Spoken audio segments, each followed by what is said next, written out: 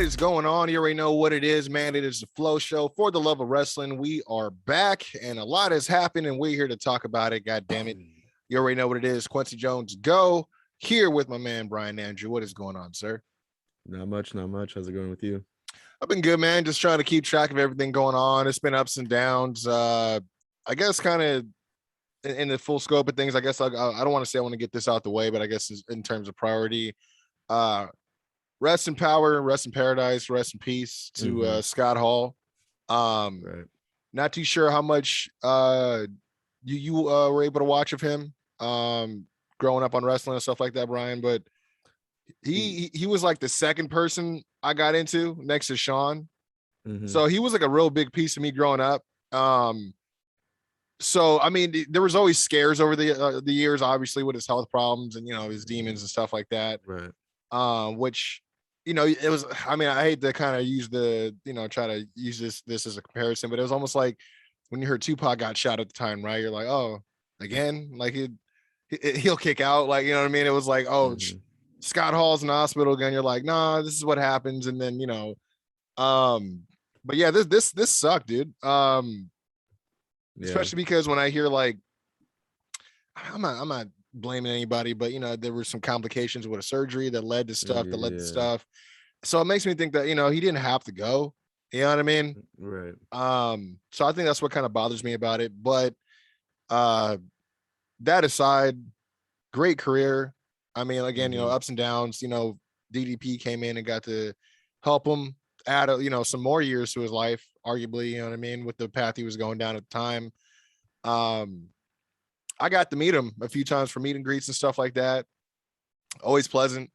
I mean, great mind in wrestling. A lot of people feel like he should have been world champ, but I don't know. Like, I feel like hearing him talk about it, he was more about doing, stuff that was kind of best for the business, as far as like if he had to take a loss or try to help build somebody else up, stuff like that. Which, I mean, you kind of see that when he was doing the whole thing between him and Sean Waltman, or his like the kid before he was 1-2-3 kid, which he didn't have to do at the time. You know what I mean? So yeah, man, it's stuff like that I remember. Especially the ladder match he had with Sean.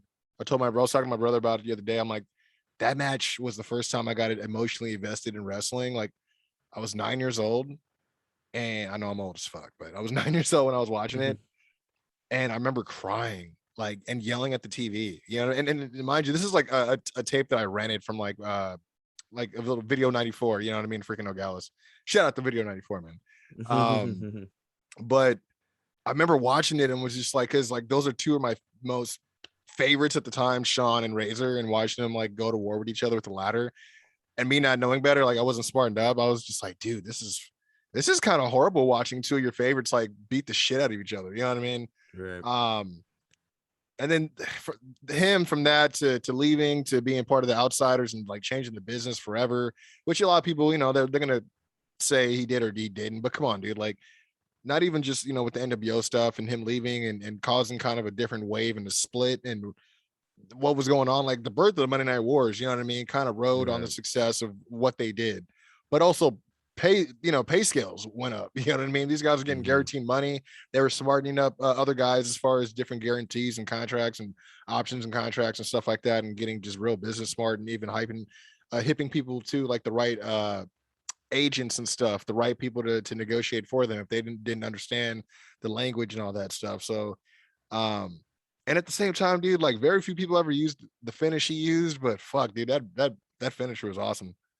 Yeah, you could probably make the case that him and Kevin Nash is the reason why there's 90-day non-compete clauses now in contracts, dude. And that's my thing, is like it's do you think with like at the time, like I had no idea, like when I heard about the Bret Hart offer that Vince couldn't fulfill because it was too much money over too many, I think it was like a 20-year contract he was trying to give him for like I forgot how much, but it was millions per year, right? And I'm thinking at the time, like, dude, there's no way these guys are making millions. Like, I didn't think that was even possible. Like, because of back in the day. So, and then when you hear that these guys were making millions guaranteed, and then downside all that stuff, and then they had the clause of the what's it called, favored nations. So if someone else comes in and they're making more than them, then they get a pay bump. And I'm like, oh, these guys are geniuses. You know what I mean? So yeah, I think they caused a lot of changes in that department. But yeah, man, I mean, again, he's the one that brought the idea to Sting to do the whole Crow character. You know what I mean? The razorramon character, I don't know about the name, but the character itself, that was him as well, because but Vince has never seen Scarface, which I was like, that doesn't surprise me. This guy doesn't watch movies at all. You know what I mean? He doesn't have time. You know what I mean? So sold him on that. That's a character. I mean, dude, I got the shirt on now, the hat. I mean, I usually wear it with the jacket. I was wearing this stuff when this guy was still living. You know what I mean? Like, this guy was a very big influence on me. A lot of people, not just me, but so I mean, all in all, I feel, huge loss. Just wanted to pay respects. I don't know. I mean, again, I don't know how well you followed him when you were watching wrestling, if he was even active. When I got into wrestling, it was that I was very aware that he was in WCW doing his thing. Oh, okay. But I was mainly a WWE person at the time, and it wasn't until he came over to the WWE again in, like, what was it, 2002? Oh, was it with the NWO thing? Yeah, that's when I was like, oh, this is that guy that was in WCW. Okay. And then that's when WWE started realizing, like, oh, we could start talking about Scott Hall again, because they kind of refused for like a few years. They don't acknowledge anybody. And that's when I started watching like the Razor-Ramon matches and stuff like that. So it was kind of more like looking back on his career than watching it in the moment. No, that's cool though, because the fact that it made you want to go back and watch more stuff on him. I mean, that's and it surprised me that the WCW hot potato that title so many times, and it just never touched his hands. It's again a lot. I feel like it's more of his fans. I feel like he should have been than he does, because he gets asked about that a lot, and he always said, like, I didn't need it.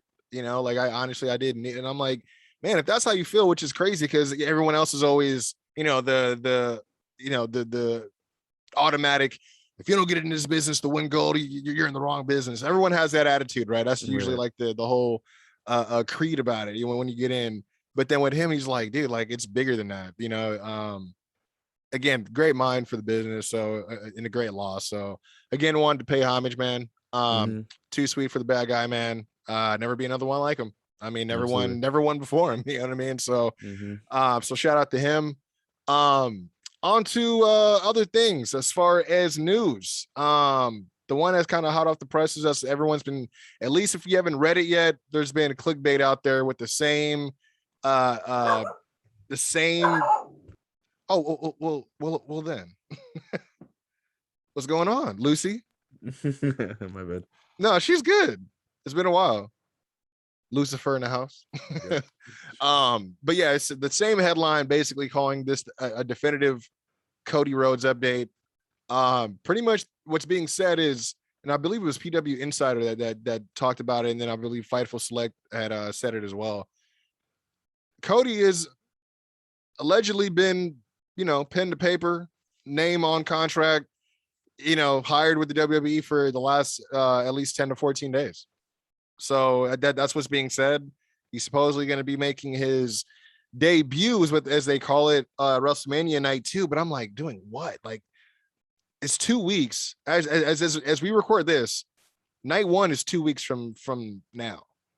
And I'm like, the last week is always the go home. So yeah, I guess there's always that weird chance that they jumpstart something that week. But if they don't do it by next week, I don't know. I mean, I know we were talking before, like, currently we see Seth Rollins trying his best to figure out how he's going to get on the card, right?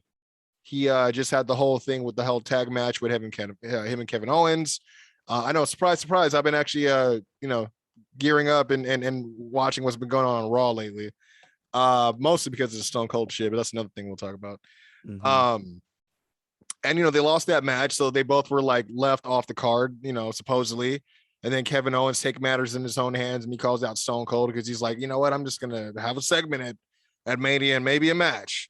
So he has his ticket. Seth Rollins still trying to find his ticket. I think just this past Raw, he declared, well, I'm a fight Owen. And if I beat or I fight Kevin, and if I beat Kevin, then I'm gonna just take over his show. I'm like, this is stupid. Yeah, how uninspired is that? Like, it's just like, I'll fight you to have an opportunity to talk to Stone It's gonna Cold, be the Seth I'm like, what is it gonna be, the Seth Rollins report again? We haven't seen or heard that in like I don't know how long. Right.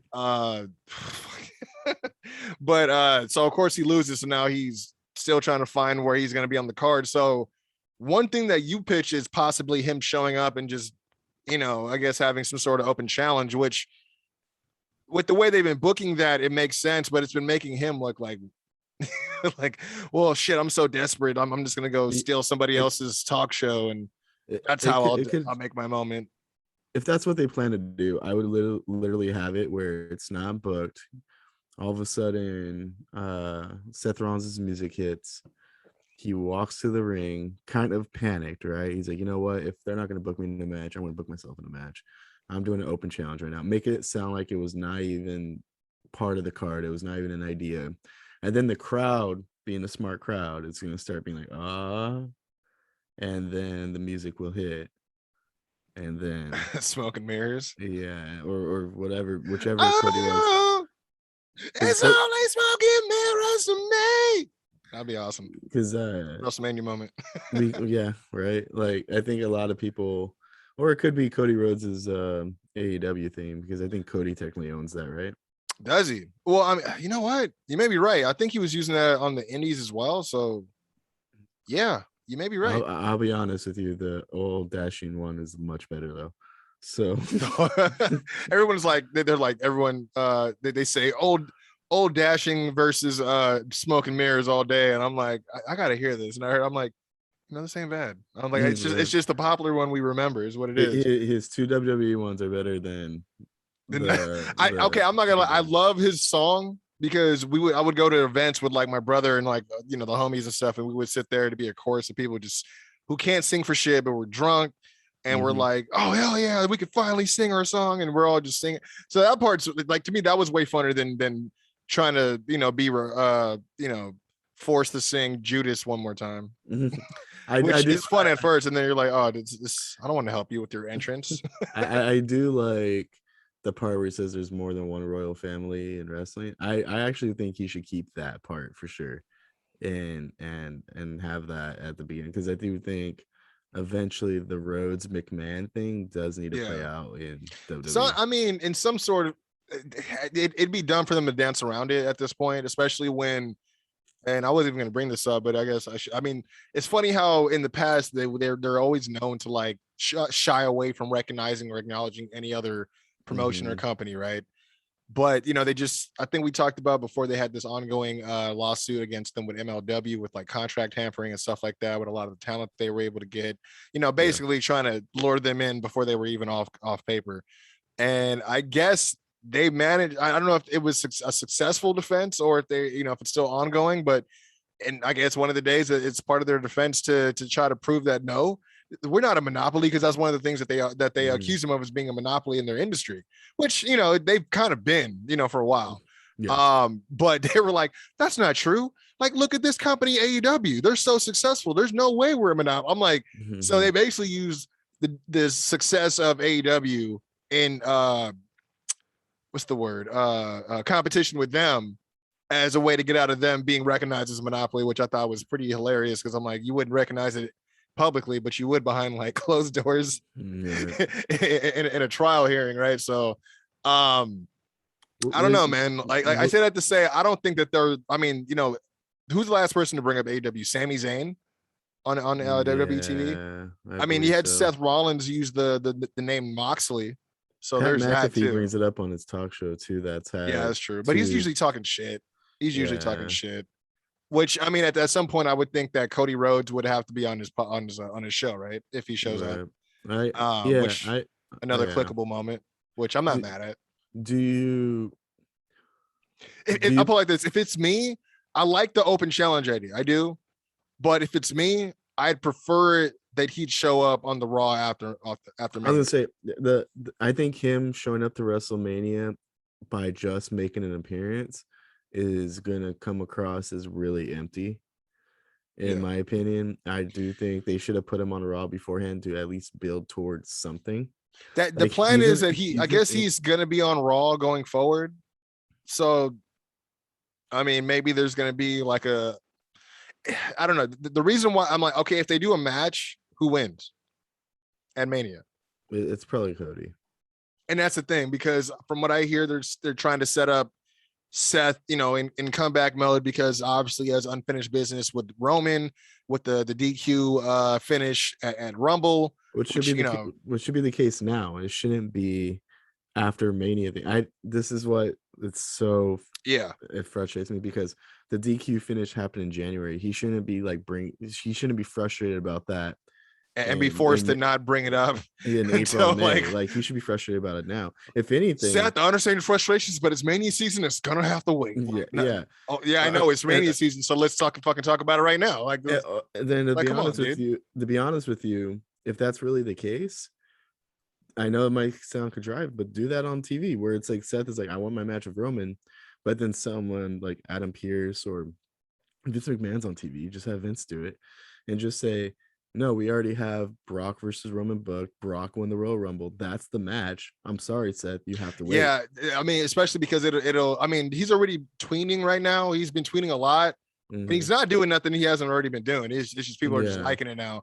But you can really get a little bit more of that cheer on him, because they can even say, like, I mean, I'm sorry, but you versus Roman is not bigger than Brock versus Roman, title versus title. I'm sorry. They could just really pile it on like that. You could even have it where so Seth doesn't have his match or whatever, but he gets involved in the Brock Roman match or something. Like, I mean, yeah, I can see, because I could see it as a response, like, yeah, but last time they fought, like, you guys had to add me in the mix for it to get interesting, and who walked out champ. It'd be interesting if I got involved again to make your main event pretty stupendous. Isn't that the stupid tagline they're using?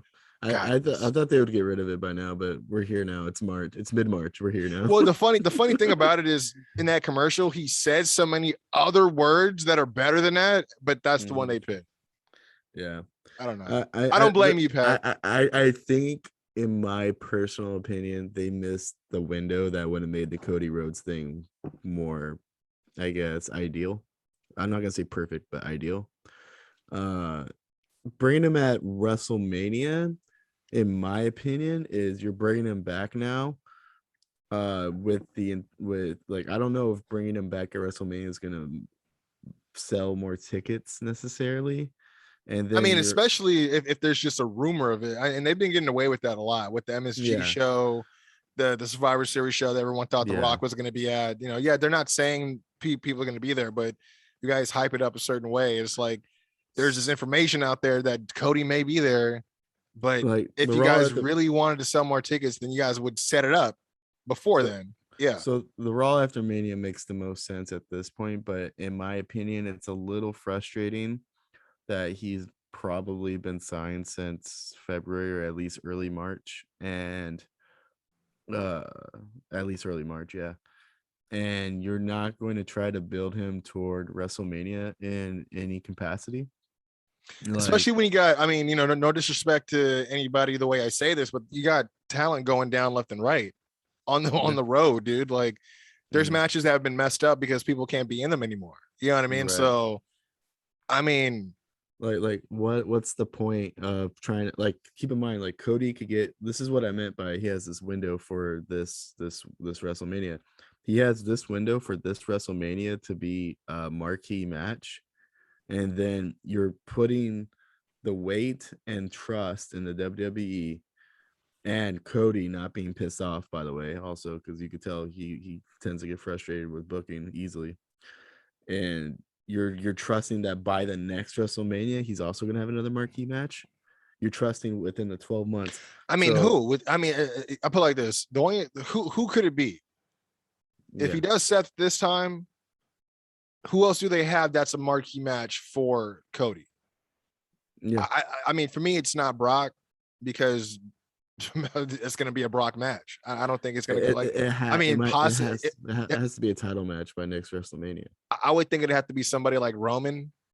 Yeah, only because of the whole, there's one, more than one wrestling family. Roman has a wrestling family as well. If Triple H is healthy, I was going to say that, but I was like, I didn't want to put that. That wouldn't be my first bet, but it'd be ideal. I mean, just with the Shane McMahon, like. And he probably doesn't even want that match. You know, going back to talking about Skull Hall earlier, right? When we were talking about, well, he never felt like he needed the main title. I really hope that Cody doesn't go into the WWE thinking that he doesn't need the main title either. Like at this point in his career and who he is, and based on the lack of talent WWE has, he should I was be about to say, the yeah, top two or three babyface or top three, two or he three should be heels. at Like, least the top. Yeah, the top. He should be at least the top four. I mean, I don't, and that's even if he wants to be a babyface. I mean, yeah, or heel, right? you know, Yeah, because like but Bobby's out right now. Big E's out right now, and they're both on Raw. Well, Big E, he kind of got moved back over to SmackDown secretly, but he's gonna get a pop at least for the first 2-3 appearances, and then yeah, if people get bored of him again, then people get bored of him. Like I it's don't. gonna be interesting because you know that they don't. Again, it's just him, Mhm. not Brandy, presumably as far as like the interest not being there for her. So this is the kind of the first time we're going to see him maneuver without that act. You know, usually he'll have like Brandy and Arn, where we've been used to kind of seeing that. So it'll be Mhm. interesting to see how he is with by himself. He doesn't need either of them to talk for him, but No. we've been used to a certain dynamic. So I'm wondering what that dynamic is now, because you got to add in the filter of the WWE creative scope, which is not always on point, or not always like the compass is not always pointed in the right direction. So, you know, It, I guess I'm kind of waiting for the shoe to drop on that to see how they're really going to book. It's one thing to sign him, and yeah, that's a big coup, but how they book him and use him, that's a whole another thing. Because how mhm. what how big of a coup is it if they sign him and then they misuse him entirely again? That's bad Right. business. You know what I mean? And It does nothing for him. there's pressure on both roads to come out of this looking like he made the right business decision on his end. Yeah, very true. And there's a lot of pressure on WWE to take a talent from AEW and not just totally bury them, because you might think it's the WWE thing to do, but the WWE actually has to make this work, because then you're not going In to be able to get anybody from AEW in if you this can't get Cody case, Rhodes to work. yeah, in this case, very true. Because if they can show that they can basically, you know, what they've been doing, you know, for years before AW, you know, showed up, you know, do what they do better than anybody else on the market can do, and that's make a superstar out of, you know, people that aren't, Mm-hmm. um, you know, which is like their MO usually. Yeah, you're right. You know what I mean? But Right. sometimes they are vindictive. I don't think this is that time. This is a little bit different because again, there's already the history of Cody choosing to leave and walking and making his name, and you know, pretty much changing, you know, in his way, changing the wrestling world a bit. You know what I mean? So, but now he's back.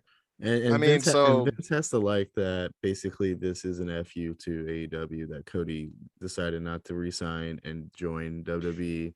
yeah, I think So that's definitely like a cherry on top. And then, you know, just also I mean, he has to look at him and just be like, well, this guy's grown up, so as a businessman as well. You know what I mean? right, like You Cody's look, not an idiot.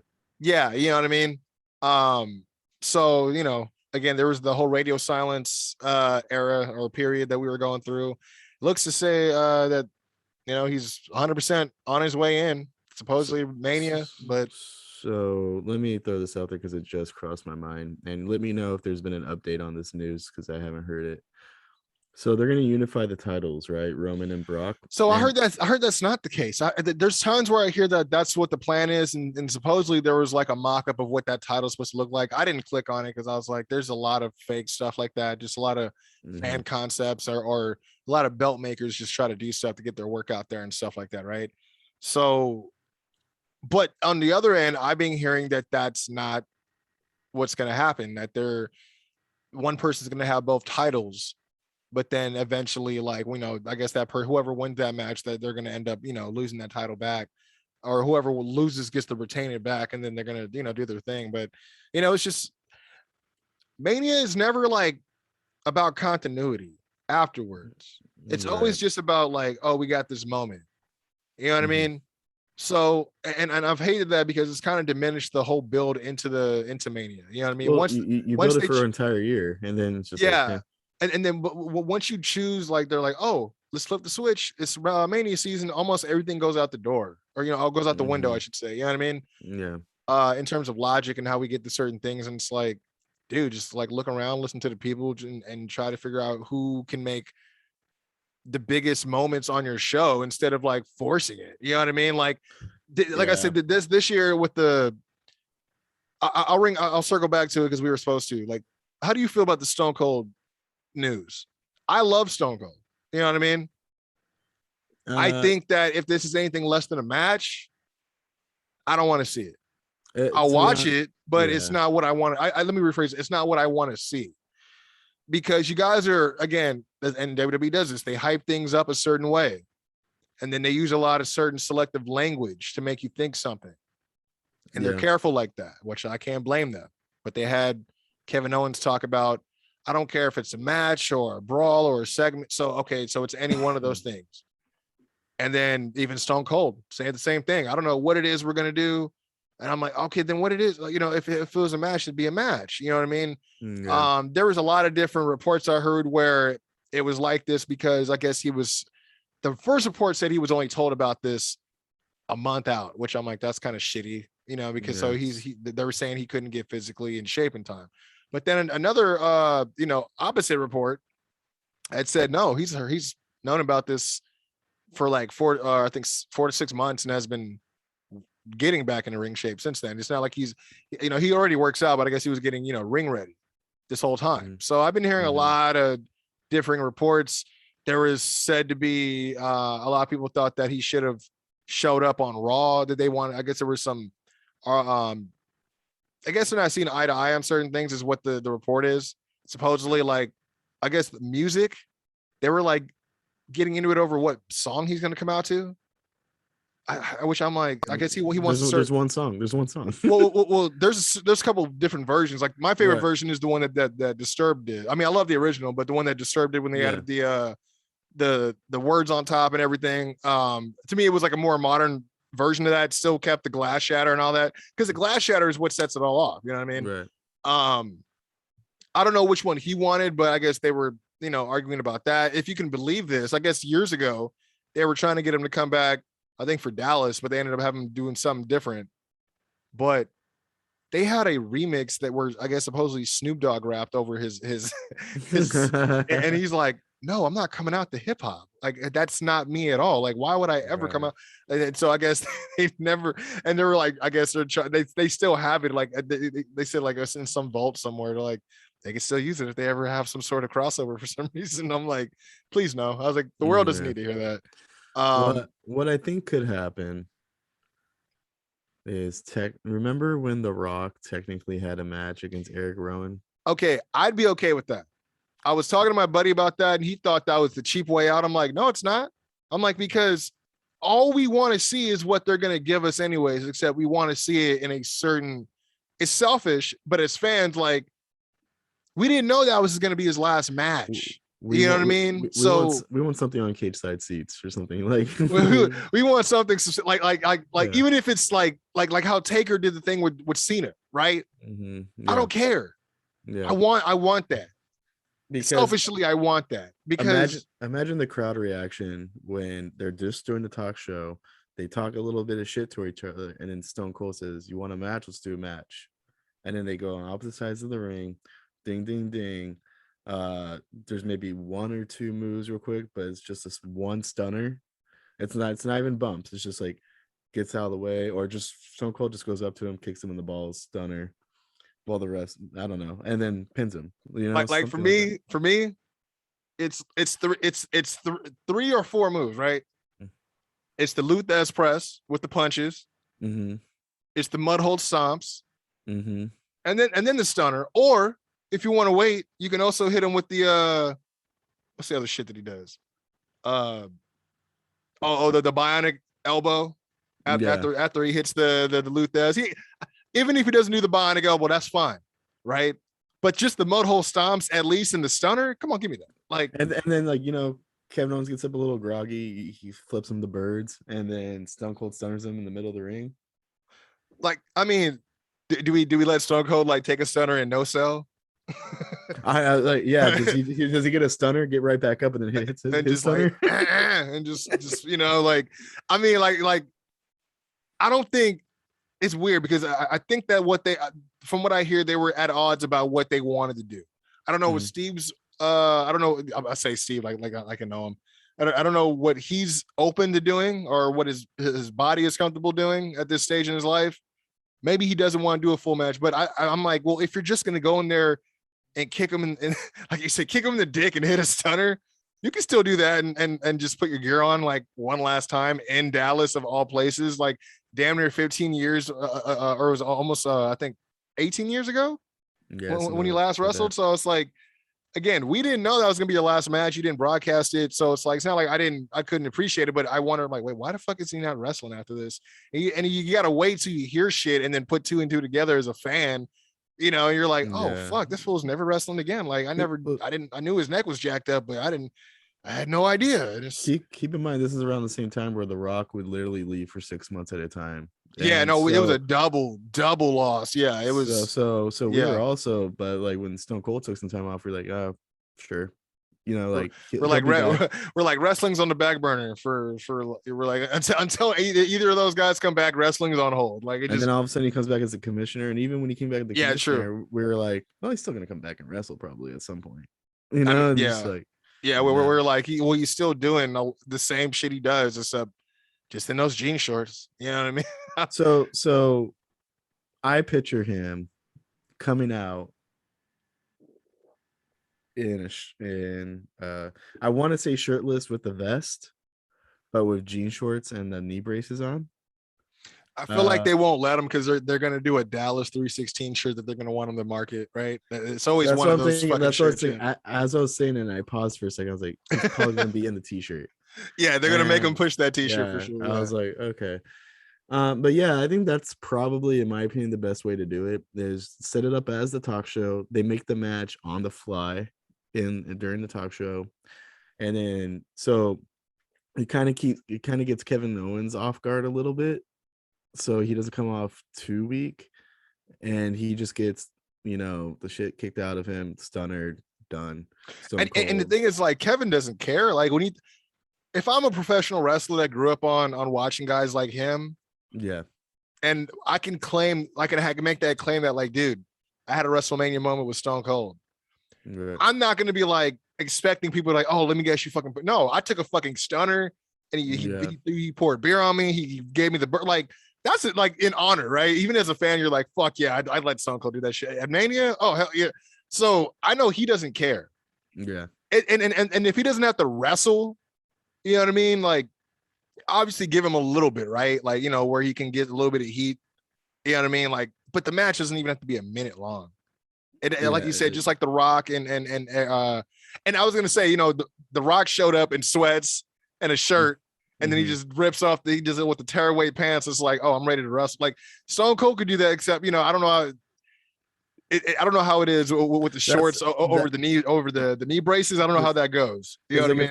If my plan is how it would go down, then you don't want him coming out in trunks, right? Yeah, that's what I was gonna say. It kind of gives it away, right? Unless like he comes out in the trunks, everyone's like, oh shit, and Kevin's like, what are you in your ring gear for? And then he's like, because you've been talking so much shit, I'm going to challenge you to a match. You're talking shit. You're talking shit in Dallas, son. Yeah. So had a good ring gear ready and wear your mealy mouth ass out.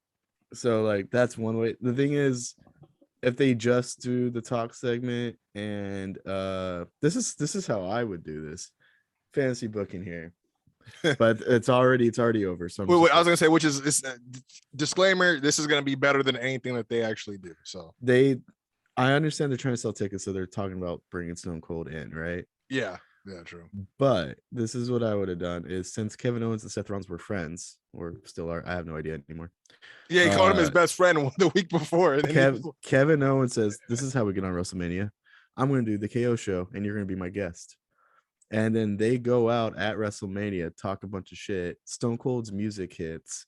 He comes down. They start beating up Stone Cold. And then that's when Cody Rhodes comes out and saves Stone Cold. And then Stone Cold does a stunner on one of them, probably Kevin Owens. And then Cody does the crossroads. So Cody gets the Stone Cold bump going into the rest of the year.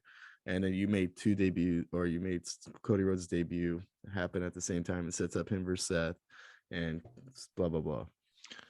The only problem I have with it is I think that those two should be separate. But I can't hate because of the fact that the Rhodes name has a lot of strength in Texas as well. So it might get an over the top. I mean, because my thing is, if Stone Cold's going to come out and get his pop, he deserves that pop solo. I feel like, you know what I mean? I hear. If I'll put like, I know we keep going back, because I just thought about this right now with the whole how to get Seth and Cody into their whatever they're gonna do, if they're gonna do it. It could come right after Becky versus Bianca. Like if Bianca wins, which I'm hoping she will, and I'm hoping that that's what they're gonna do. You're gonna have Becky in the ring, like, you know, beside herself, like, I can't believe I fucking lost at WrestleMania to freaking Bianca. I'm Becky.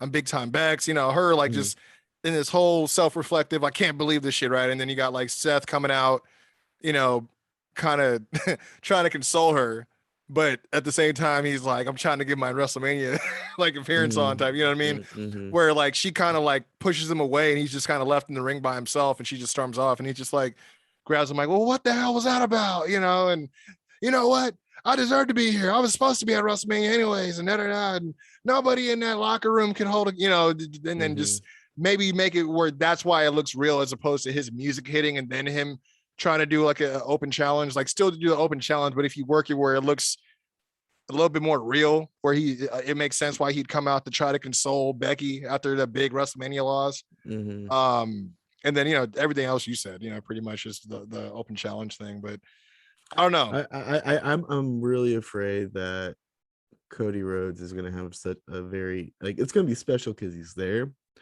but it's just gonna be very empty if he just shows up at WrestleMania and all he does is like hit a crossroads on Seth or does nothing. Like, I do feel like there needs to be substance to why he's there and why people should give a shit.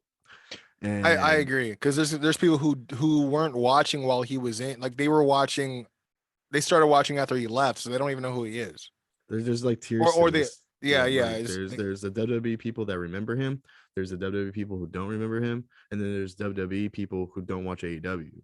So it's like there's tiers. I was gonna say, like, and then there's the WWE people who do watch or who don't watch AEW but are aware of who he is, but because of that they just think he's an AEW guy.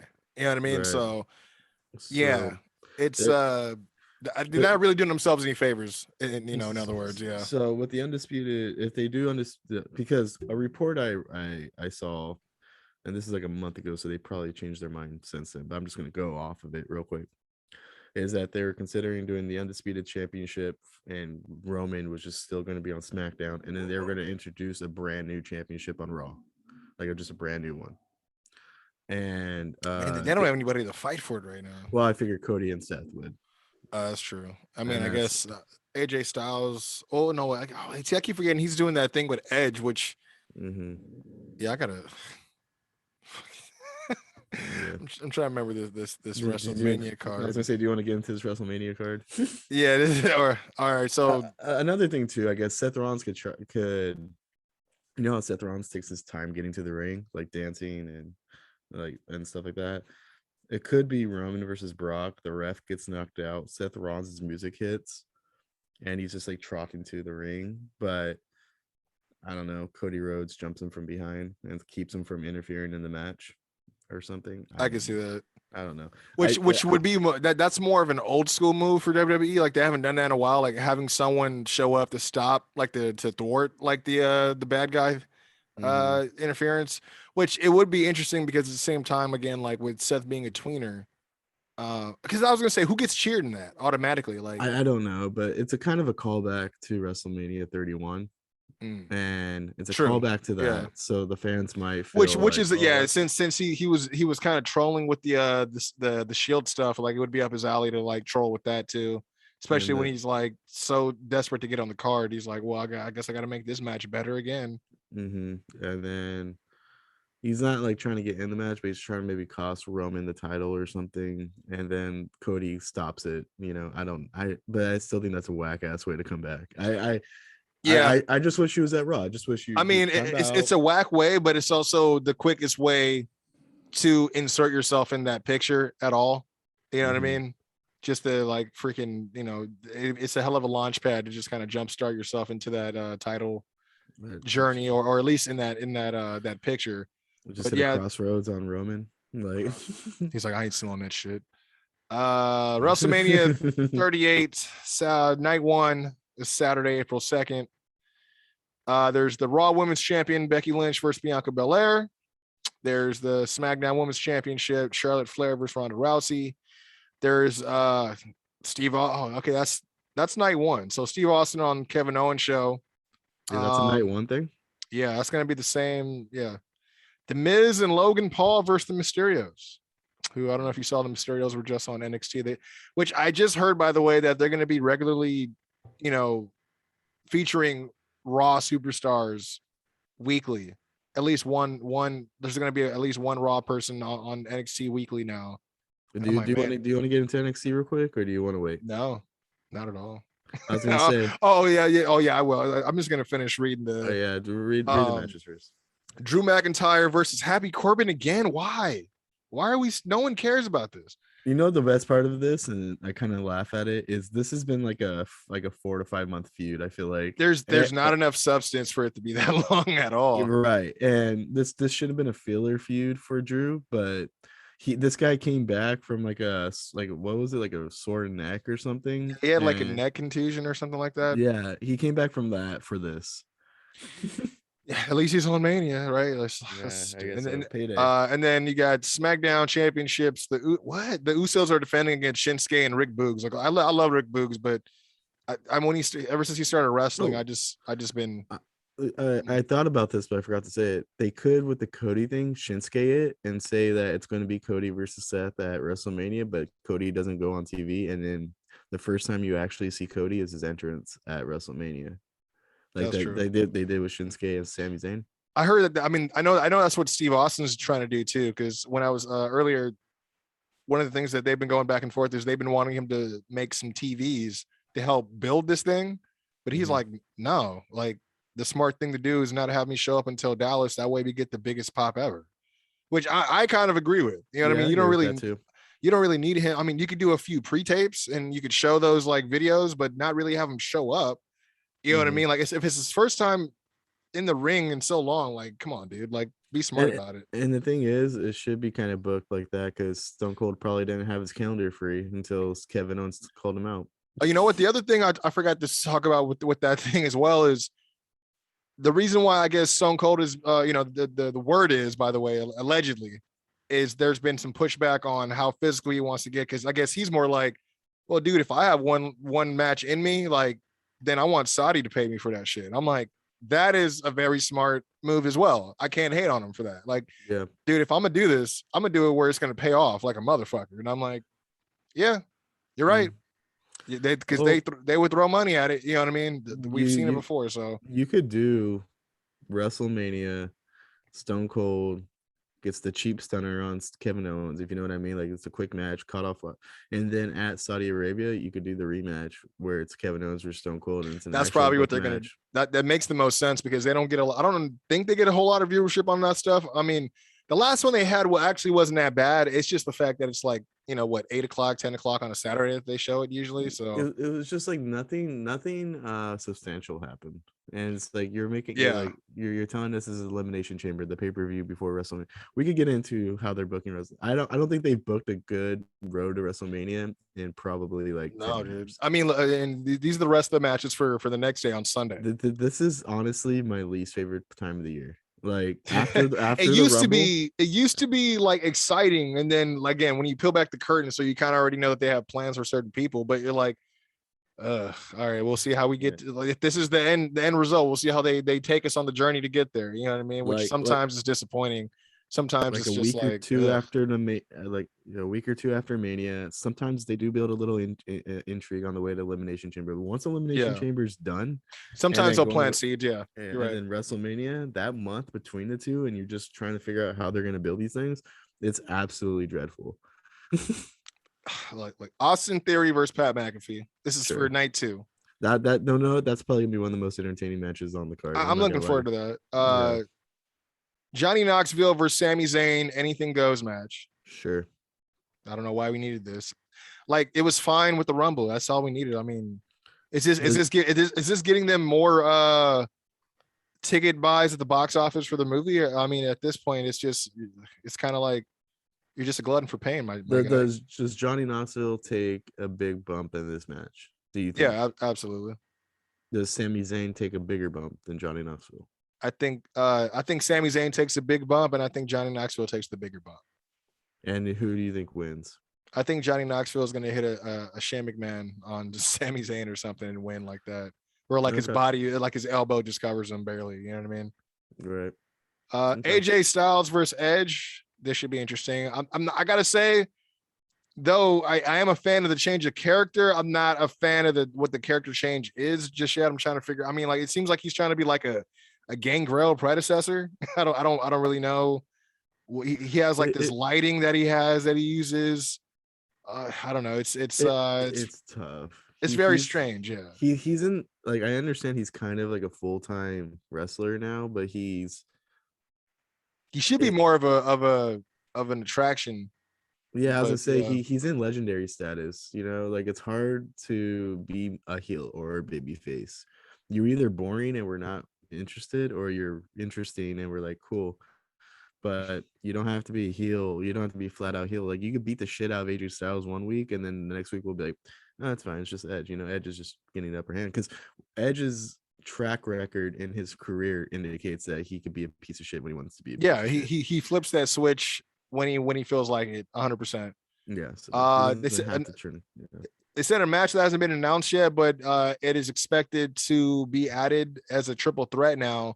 Raw Tag Team Championships, rated RK Bro versus America and Alpha, and I think that they're gonna include the Street Profits, or I think maybe I have it backwards. They're going against the Street Profits and maybe including American Alpha. Either way, then of course there's and then it's weird because they have him written out here as American Alpha. Oh, but it could just be, oh wait, no. You know what I mean? Like, oh wait, my bad. Yeah. Same team, same idea, different, but of course we got the winner takes all. WWE champ Brock Lesnar versus Universal champ Roman Reigns. And I'm trying to think. Yeah. I feel like the main events are kind of predictable. And the what he could do, the mid card doesn't have a lot of substance. What he could do, Seth, I mean, is we can run that idea that I was talking about with the Becky Lynch thing, but I think that may be the main event. If that's not the main event, it's probably Charlotte versus Rousey. So I can see Seth coming out, like I said, trying to consult Becky not having it. He can call his shot for an open challenge then for the next night, because it looks like there's less matches on announced for night 2, and they could just squeeze that little 5-second, I don't know. See, because I don't. That's the thing. I don't expect them to have a full match. Like, because what happened? Like Cody would be he needs the win, but then with Seth being set up for, obviously I would assume they're going to do that at SummerSlam, him and Roman. It doesn't make sense for him to lose. Right. I don't know. I'm trying to like figure out a way, like maybe you can like book it night 1, like just straight up Cody versus Seth. Figure out a way, like Cody doesn't necessarily need to make his appearance on night 1, but you figure out a way to book him night 1 versus, and then he could just cut a promo. Yeah, and that's fine. Or you could, Vince McMahon will probably be there, right? He's a TV character now, so you could have. He's supposed to be inducting Undertaker into the Hall of Fame. You could have Seth barge into his office, WrestleMania. Oh yeah, no, you know what? Yeah, because a lot of people think he's gonna get involved with that McAfee match, right, in some way. So you could have Seth barge into his office and say, you know what, I am an X amount of talent. How dare you book a WrestleMania without me? And then Vince is like, you know what, you're right. You have a match tomorrow night on night 2, and your opponent. And then he could either say the opponent is Cody Rhodes, or he could just say, you have a match tomorrow night. Who is it? Don't worry about that. It'll be stupendous. Something stupid, right? To help for only $9.99. and it's funny because he'll with his deep voice, it's another royal family. You're like, I didn't catch that. The boom mic didn't get it either, Vince. But I get it. Right. Oh man. But yeah, let's get into NXT. Yeah. New NXT champion, man. That's really what we want to talk about, right? I mean, I don't think we want to talk about all of NXT, but I did mention that there's been more main roster crossover, and it started with this man, Dolph Ziggler.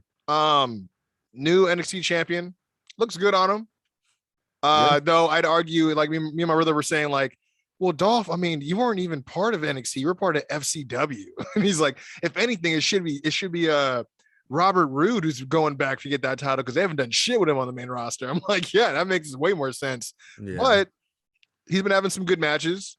But it's what the thing I was discussing with my brother, shout out to Doc Lesnar, isn't that kind of telling though? Like, you've been on the main roster 15 years. You've only touched the main title once, and obviously there was like some scares with the concussion stuff that happened between him and was it Hager? I want to say Del Rio. Well, I think he took a kick to the face at a house show when he went against Hager. Yeah, and then that's when he got the concussion. But that concussion is what like cooled them off of him for whatever reason. I mean, well, people would say a lot of other stuff too, but obviously that's one of the rumored reasons. But to me, it's weird where it's like, hey, go to this other brand and you can hold that world title, but not ours, even though you're your main roster. But down there, that's totally fine. Like it's almost like they're trying to put him through NXT again. Like, you know what I mean? It's and I also like wondered, like, okay, do they think that there's no one else that they could really lean on or they trust or invest in right now in NXT outside of Braun Breaker to hold that title? I think that's it. And I'll be honest with you, how I feel about it is everything. I have to wipe out the mentality of what I felt like NXT is supposed to be and what it's become. And it should be frustrating that he went down there and won the NXT title, right? But to be honest, it's kind of like a breath of fresh air there, right?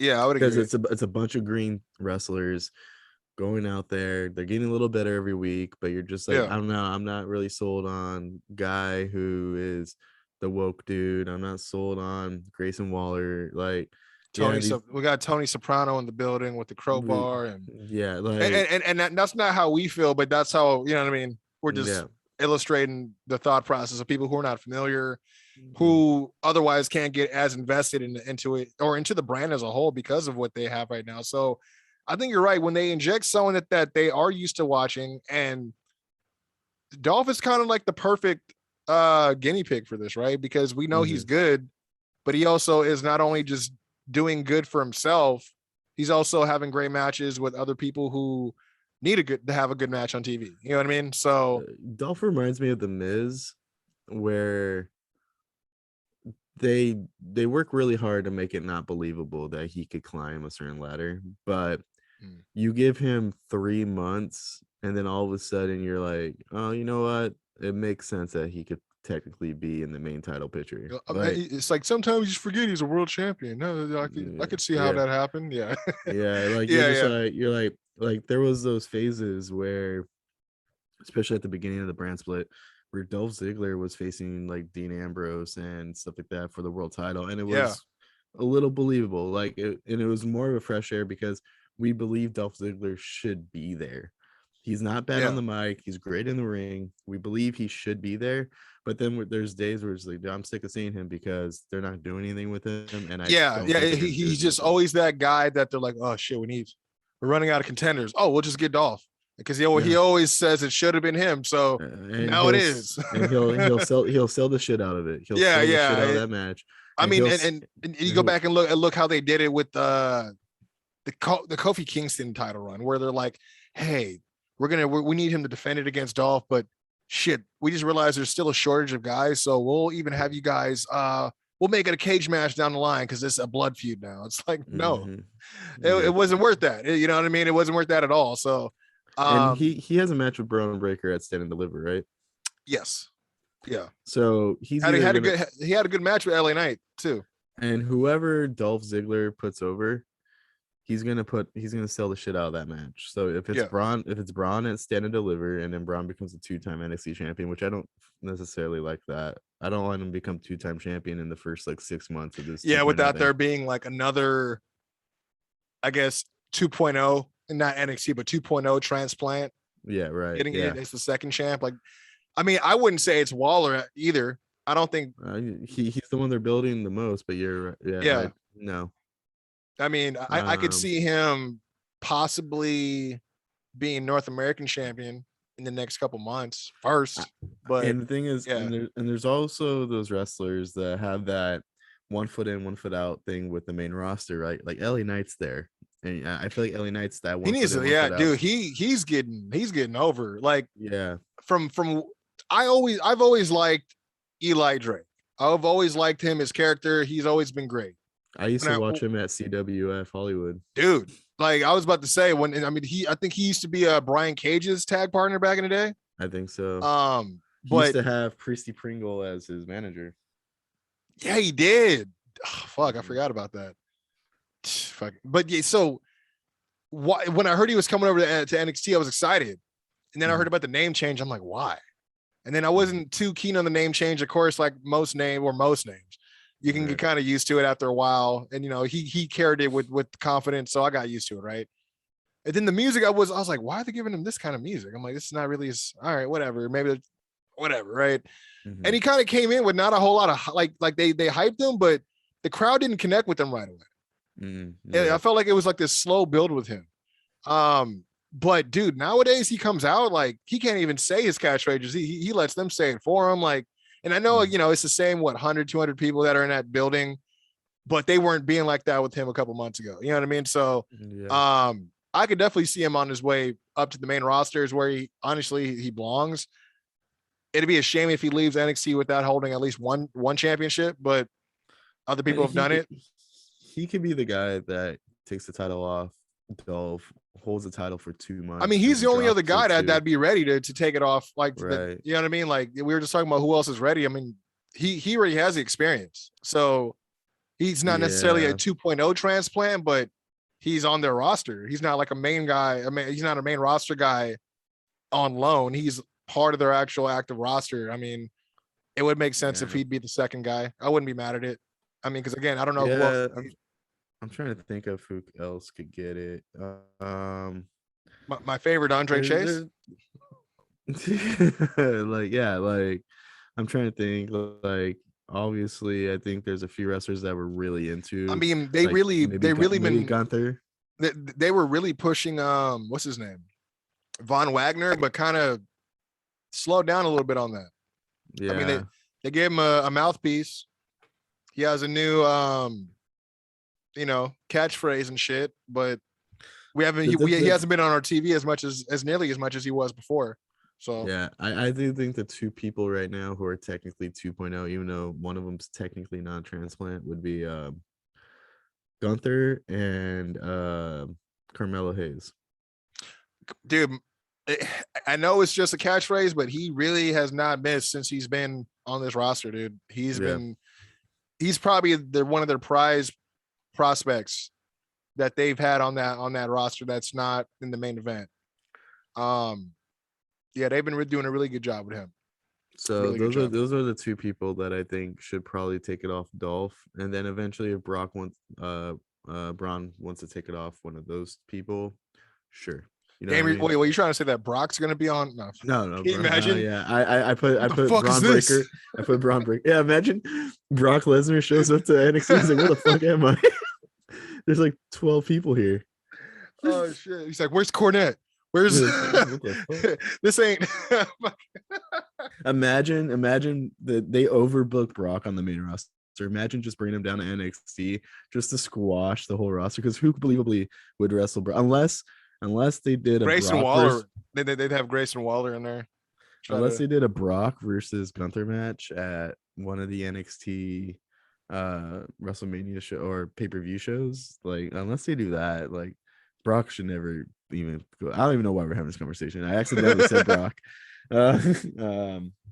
Braun You never know, Breaker. man. Braun Breaker would. I want there to at least be a couple more 2.0 guys to win before Braun gets. But by that point, Braun will probably be on the main roster.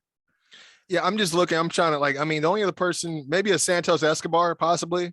Yeah. But as far as who they're grooming right now, they were looking at Zion Quinn for a bit. He just kind of resurfaced again. Mm-hmm. I don't know. I don't know if it's just me, but I've noticed a lot of people that they were putting a lot of pouring a lot of gas on. They haven't been showing up as consistently as before.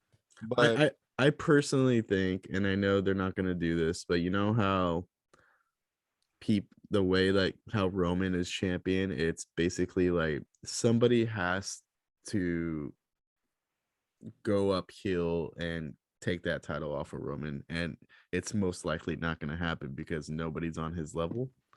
They should kind of do the same thing with Dolph. It's this guy came down to the main roster, so he should be more developed than everybody else in NXT, right? Technically. Yeah, he shouldn't. Yeah. I mean, especially if he's beating guys with super kicks and not his actual finish. Which I'm okay with that. I was in my head, I'm thinking Sean's like, if you're using this, you're fucking winning, okay? Yeah, right. This ain't the indies, all right? We're gonna fucking make you win with this fucking move. If they should literally let Dolph run the 2.0 gauntlet for at least like half a year to a year. I like what's Dolph gonna do on the main roster? Just let him kind of dominate NXT for a bit, and then when someone finally beats him, that person's gonna be 10 times over. Because I think the NXT, I'm not gonna lie to you, NXT 2.0, the whole purpose is to build maybe one or two guys out of it. Well, they're not trying to build a whole new roster from there. Like, let's be serious. Well, like, I was thinking about how they used to do that back in the day, right? With we were that's why I even brought up like Brock, because obviously he was in the same class as Cena, Batista, Randy Orton, Shelton. What was the name of what was it? I forgot the name of the school they were at, but I can't think of it at the top of my head. I don't know why. Probably getting yelled at right now. But back then they would bring in like main roster guys for a shot. You know what I mean? To help build that shit. Like I remember Cornette, I think he brought in was it Taker or Kane versus Batista? I think it was Taker versus Batista, who was Leviathan at the time. You know what I mean? So so it's not outside of the realm of, it's just surprising that they would even, I guess the reason why it's surprising that we're seeing all this crossover is because usually main roster doesn't even acknowledge NXT, at all. You know what I mean? Yeah. If they do, they'll bring somebody up and they'll really minimize the amount of accomplishments because they just think that, oh, nobody on our main show watches the show. I'm like, I mean, I guess you guys have the metrics to show that, but at the same time, there's people who are like, oh, they're going to recognize this guy, and then they just downplay everything that they've done before they got there. But if you say like this person is an NXT champion, when you bring him up, that the fan is already going to in their head think, well, if you put this guy in an IC title match or a US title match, or if you put like, this guy should come in and still be better than probably the lower tier talent. Yeah. At least be better than lower tier talent. Yeah. The guy's who's been there and not won any title. Yeah. So exactly. I never understood like don't say the accomplishments thing. And then that one time it's so weird. Karrion Kross up with the title and then have it lose to Jeff Hardy, right? And I was about to bring that up too, because like at least it's a little bit different. They got Dolph going down there to try to get the best out of Breaker, which they've been having some good matches. I mean, I've been enjoying him and Ciampa as well. I mean, again, him and Knight had a pretty good match. I just hated that it there was a little bit of shenanigans in it, and it was on TV, so obviously the title's not going to change. But man, yeah, I don't know. I'm hoping that. The WWE's treating it like it's an actual TV show when they should have been treating it like an actual TV show probably 2 years ago. Like, well, I see that they're kind of combining the ideologies. It was its own brand, obviously, the black and gold stuff. I mean, that was a great period of wrestling that unfortunately I don't think we're gonna ever get back to, right? But now, though it is a TV show, and yeah, they are treating it like a TV show because again, they're bringing in the bigger names to try to get that crossover appeal, that viewership and stuff like that. I also see how, with the way that they're putting out, making it an actual developmental brand or show. because you see who's good and you see who's better than the next person or who could use a little bit more, you know what I mean, like training, what have you. So I see both. They're doing a good job, but sometimes they just overproduce stuff. Like I don't know. Like Dolph Ziggler should be at least slightly better than everybody there, and I think that's 100%. They should have to book that. And then when someone finally catches him, it's because they developed into someone who could catch him. Does that make sense? Like, shouldn't be Dolph Ziggler should dominate down there. Yeah, they evolve themselves and their skills into like, being the person that to be able to catch him slipping that day. Yeah. And which I mean, that's how you make somebody. Yeah. And Dominic Mysterio is greener than some of these 2.0 guys. Like the guys been on the main roster for like. It's funny because like why did him with his dad as his manager look like he should have always been there this whole time? Right. Yeah. Like you know what I mean? Not to take anything away from anything that he was doing on the main roster, but it's like it would have made way more sense.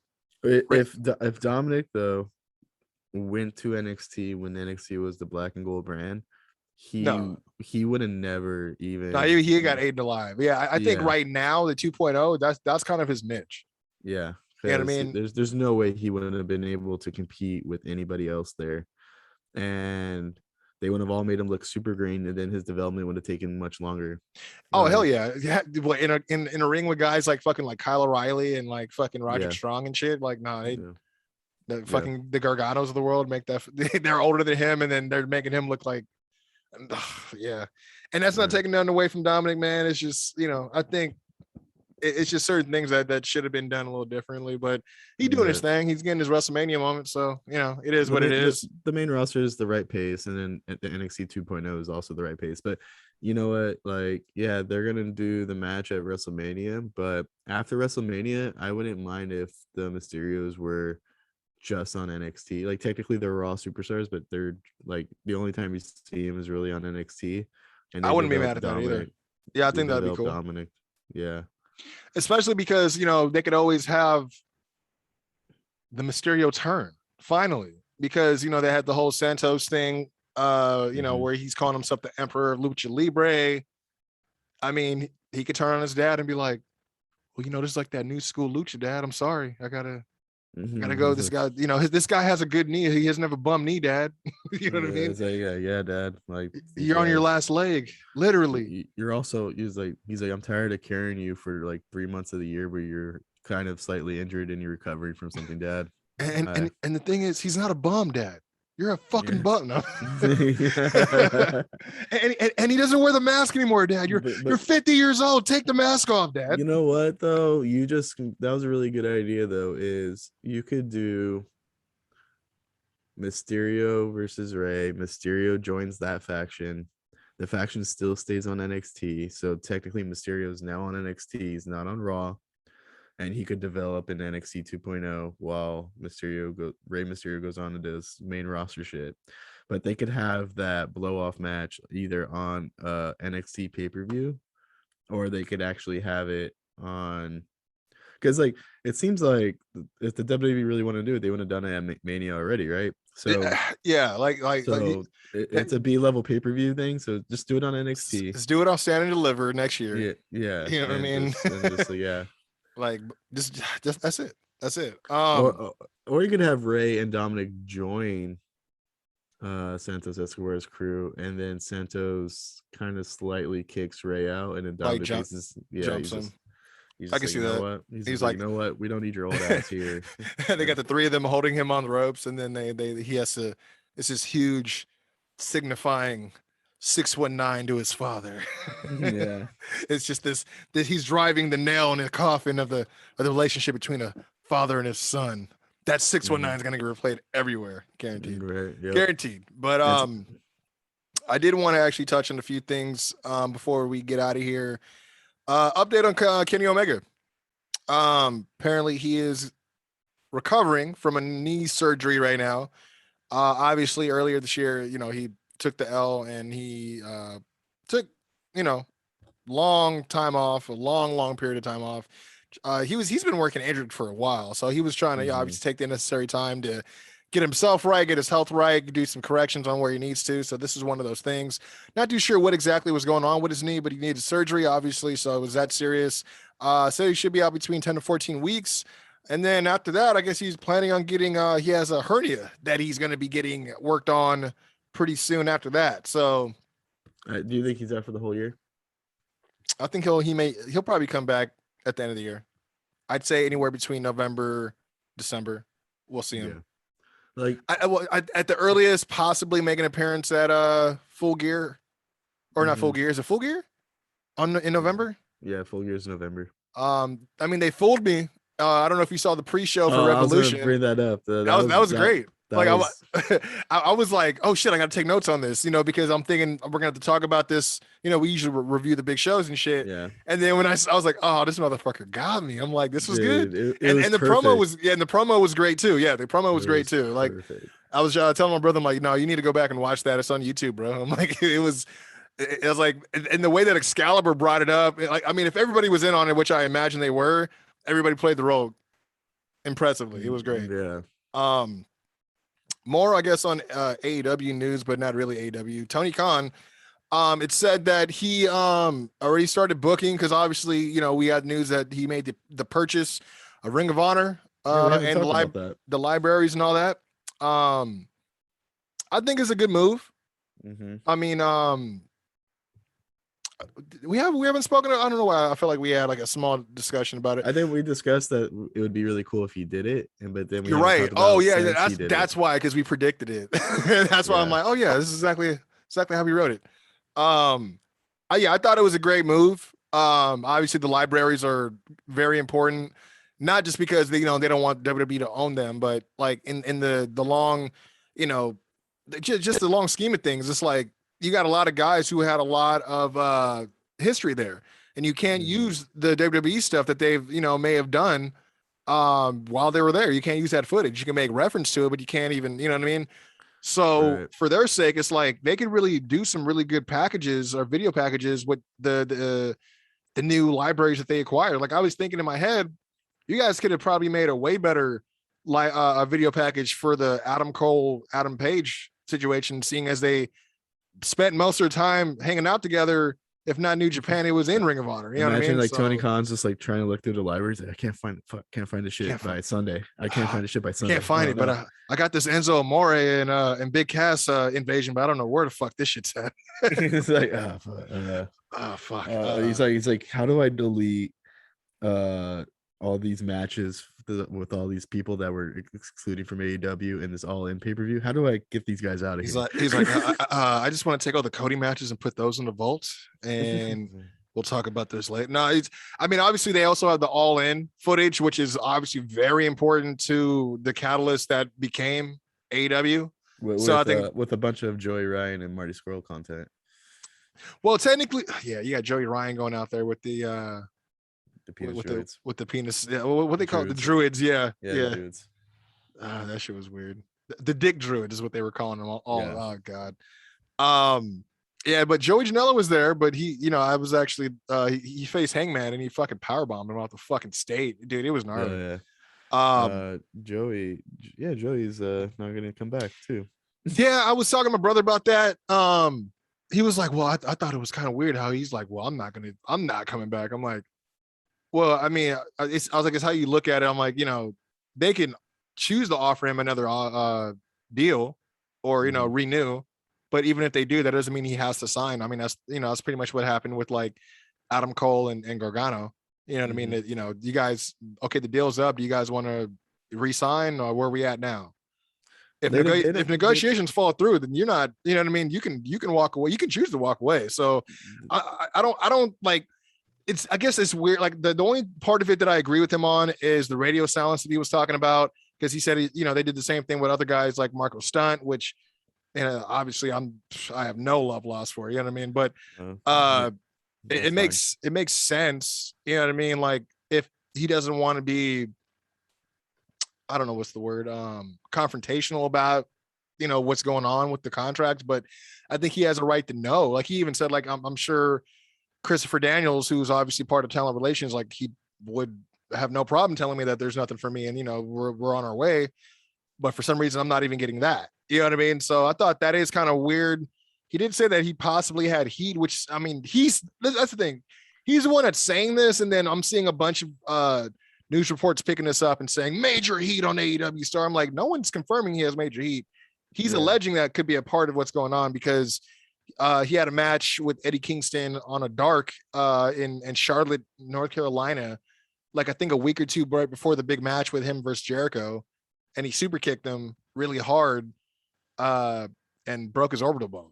So, you know, he was just alleging that possibly didn't do him any favors, and quote, as he put it, may have been the straw that broke the camel's back. So I do think he thinks he's better than his position in AEW, and you know what? Maybe it's true, maybe it's not. But at this point, if we need people to put other people over, there's a whole dark roster for that. Like we don't.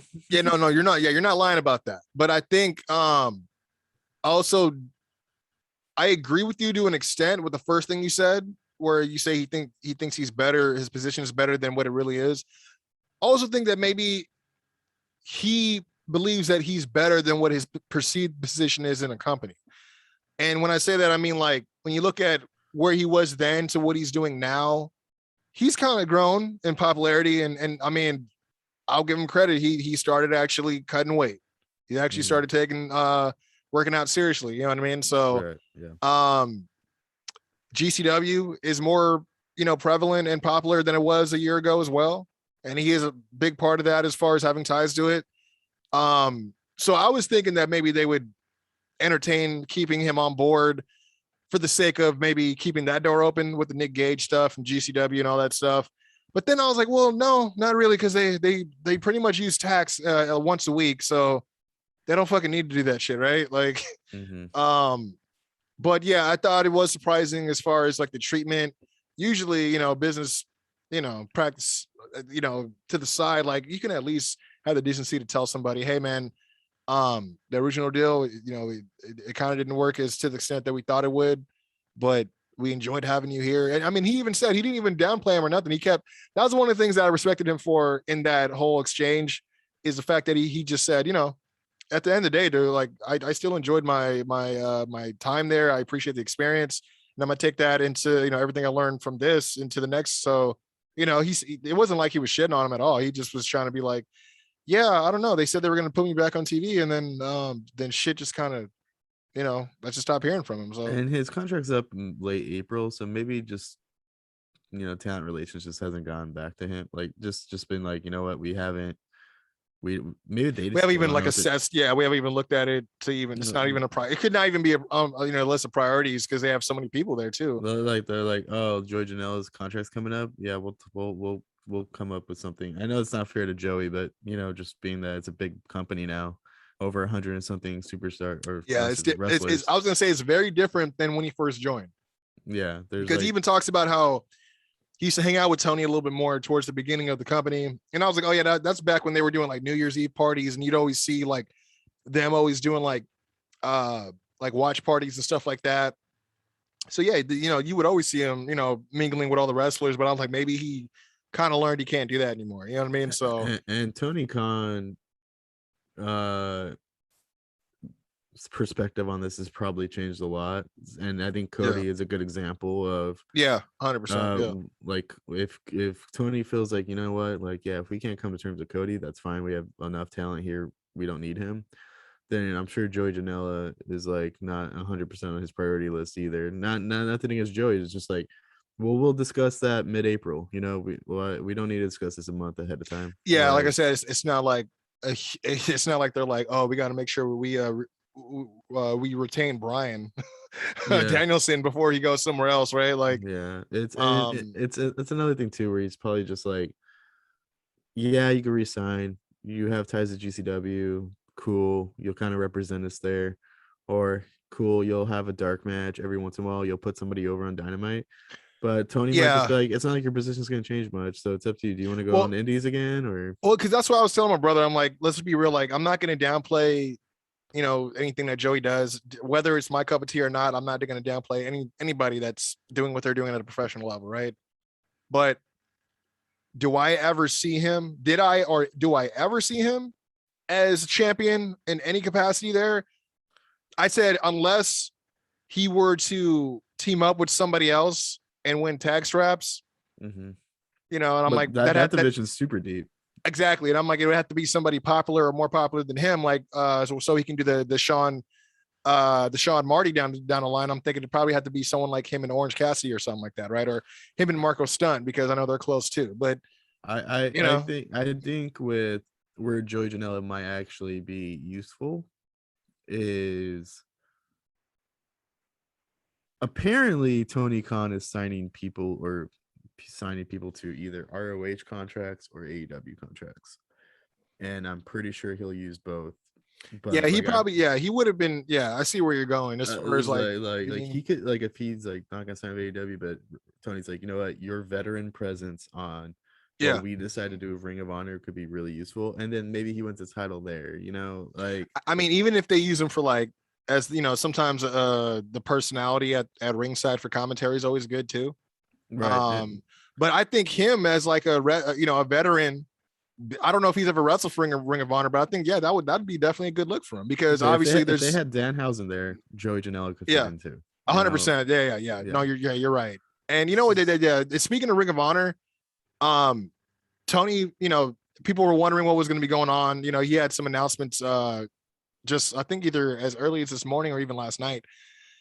Super Card of Honor supposed to be going down still. That's something that they announced ever since. They also announced that they were going to be relieving everybody's active contracts, and obviously subsequently had to basically tell everybody they were out of business before they got bought again. But even back then, they were saying we're going to be back for Super Card of Honor. So a lot of people were wondering what the new developments were on that following the news of Tony Khan's purchase. So we can effectively confirm that it's still going down with the first match that he's booked for as a Ring of Honor booker. We heard him say he's going to be the booker for Ring of Honor. The first match he's booked for Super Card of Honor is for the Ring of Honor Tag Team Championships. We finally get the match. Them Boys versus Top Guys. It's going to be Briscoe brothers defending their titles against FTR. So this is a pretty big news. Isn't Bandito supposed to be facing that I believe Jonathan Gresham for, like, I guess this is like the winner takes all, who's going to be the undisputed Ring of Honor champion, because Bandito was the last actual recognized one, but then the last match the last show they had, they brought back the old school championship, which Gresham won, and they both I think Bandito was hurt too, so he wasn't got COVID, I believe. That's what it was. I was gonna say, I know he wasn't able to. Oh yeah, because that's why they had to do the whole match between Gresham and Lethal to begin with, because he wasn't able to defend. So, and then you have Jay Lethal on your AEW roster who could go down there and have some matches, kind of be a veteran presence there. I'm excited for ROH. I mean, Daniel. I'm sorry, I was gonna say even guys like Christopher Daniels too can go back over there. Kazarian could go back over there. To be honest, everybody was wondering what Kazarian was gonna do. They don't really have like GMs and stuff, but you could actually have Christopher Daniels maybe be like the face of. I think that'd be good for him, of ROH, and as like the head booker kind of guy. I'm excited because in my opinion, they should book it where it is its own separate world, but there is crossover every once in a while. Yeah, and then on AEW pay-per-views, I would have it where the Ring of Honor title is the second biggest title you could get in the company. It's not a world title, it's not the AEW world title, but it is above the TNT title. And you see, though, I'm wondering what's that gonna are they gonna bring in retain the old television championship, and if so, how is that gonna offset the value of the TNT championship in that same? So the way I would rank the belts if they were to do the belts, right, is, and the thing is, it's kind of frustrating that, I'll be honest, that Tony Khan introduced a TBS championship. Like, I understand this is going on, but I believe the Ring of Honor stuff happened maybe a few weeks after the fact with the TBS championship stuff was announced, the tournament. Yeah, it was November, December. So I feel like if he really felt like there was a chance he could get Ring of Honor, I would have held off on that and let the Ring of Honor title kind of be like the secondary women's title. instead of having 3 women's titles now, possibly. And it's obviously, like I said, Ring of Honor is going to be kind of separate than AEW, See, but I don't it's know. all in the same umbrella. I don't know if I would even retain the women's division for Ring of Honor. Okay. Well, main reason is the last champ or one of the main champions they had, Roxy. She actually, from rumors I've been hearing, she signed with WWE, Yeah. so she's gone. But other than that, I couldn't really, no shade, but I couldn't really give you any names. I mean, what's her name? Nightingale. Willow Nightingale is another one. Yeah, but I feel like But you could get there's I thought AEW mid carders that could go over there and make that a decent division. Like, keep in mind, I was gonna say, I feel like if anything, they're better utilized to help cushion the women's division, because they can't, with the top, with the 10 girls that they have, they can't all keep facing each other. They got some of them you got to build up, you know what I mean? So, and you need people to help build them up. So because I feel like I wouldn't mind retaining them for that, and obviously the- help, use some of them as well, not just, use them just the freaking, job out all the time. But they could really do some stuff. Oh, by the 'cause way, the update on Honor Club, which is their streaming service, a lot of people are wondering about that. I guess it's going to be back up, and they're going to be able to watch Supercard streaming on Honor Club. So it was cool. worth noting about that too. I do believe the only difference between Ring of Honor and AEW would be there is going to be specific people who are signed to Ring of Honor, and then there's going to be people who are specifically signed to AEW. But if you're not doing something on either show, you're going to probably appear on the other shows too. Like, you're going to have Ring of Honor guys that are on Dark, and you're going to have like mid to low tier talent that's not being used on AEW, and then occasionally you're going to get that sporadic appearance from CM Punk or something, and just like making a I was gonna say, like, I could see a few of those guys. Like, I mean, what would be sick if it's not Christopher Daniels, is that they were to bring in like a guy like Samoa Joe, who's not doing anything right now, to be like the authority figure as well. Yeah. Obviously, I would rather him freaking wrestle, but I want him to be healthy first. But because I picture this going down as, like in Wrestle Kingdom, when like ROH had the relationship with them, that the Ring of Honor title would be defended at Wrestle Kingdom, and it would be like a specific like Ring of Honor feud, but it would happen at Wrestle Kingdom. Like, I believe one of the ones I saw was like Adam Cole versus Kyle O'Reilly or something like that. You would have it being booked on Ring of Honor, but you would also then have it at it's kind of like having a sponsored match on the card kind of thing. Yeah, right. But for it to feel like a world title, it has to be valued a little better than the TNT Championship, in my opinion. Well, and I like their television championship, so that's why I was asking earlier, like, well, how's that going to stack? Because what I don't want to happen is I don't want to see ROH guys. Dream match scenario, that'll be cool, but there's way too many talent right now in AEW that they're not utilizing for the open challenge. You know what I mean? Yeah. For at least for the team, especially when you got Scorpio Sky right now, who's heel.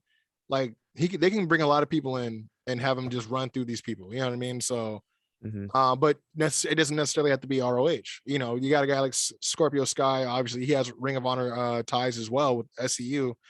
And the only reason I was thinking about Kazarian earlier is because there's a loophole for him and Christopher Daniels teaming again, because that was the AEW stipulation, but now Ring of Honor is back, and we're no longer SCU. We're now back to being was it Bad Influence? No, that was a TNA name. I forgot what the fuck their name was in The Addiction. No, they probably can't even be The Addiction anymore. Speaking of AEW and people coming in, though, because I did want to get your opinion on this before I hit you with the last little bit of news I got. Jeff Hardy made his appearance, his arrival, whatever you want to call it, in AEW. Hardy Boys are back. I mean, how do you feel about that? To be honest, I probably wouldn't care, but the fact that they came out to their music, like that Hardy Boys music, so it's just like chef's kiss. Like, it was just like, because what me and my brother were talking about that for maybe a week and a half before it happened. We're like, hey, you think that they have the rights to their music? Because we were thinking about that, because Jeff Hardy was now, back then, before he got released, he was coming out to his old solo music. B, we know that they don't own that song because I don't know if you were watching Raw back when it was on Spike TV. Mm-hmm. So when they were still on Spike TV and Hardys weren't on there, or they were like split up, and I think they were doing different things. There would be other shows that would come on, right? And during they would do like little promo spots for those shows, and in the background you would hear either the Hardy Boys music, or you would hear like Hardcore Holly's music, or like another. I can't remember another. There was like there were certain songs you're like, oh wait, people are using this for other stuff. Like, do they know that this is a like? I remember they used the Hardy Boys music for like a TV show. There was like a crime show or something, right? It was like a transition music a track or some shit. I was like, oh, okay, so this is like some public domain type shit. You know what I mean? So I was thinking that it's possible he can buy it, but I didn't know if it was how much of an actual reality it was going to be, right? So when that music hit, I was like, what the fuck? Like, yo, he actually did that. And then so yeah, Chef's Kiss, they made it that much better because, you know, to try to come up with like a brand new theme to be as iconic as the Hardy Boys theme when they reunite is, you know what I mean? We can get used to it, but man, for the fact that the pop was that much extra, that they got that because of that song for sure. So from what I heard, they have the rights to that, and I think they got the rights to the Hardcore Holly music too, and something else. Even though they know they don't need it, but it's like I guess they were like, here, take all this shit too. Like I was like, oh fuck, okay. But shout out to them, they can use the song, and you got to think WWE's pissed off about that, right? Yeah.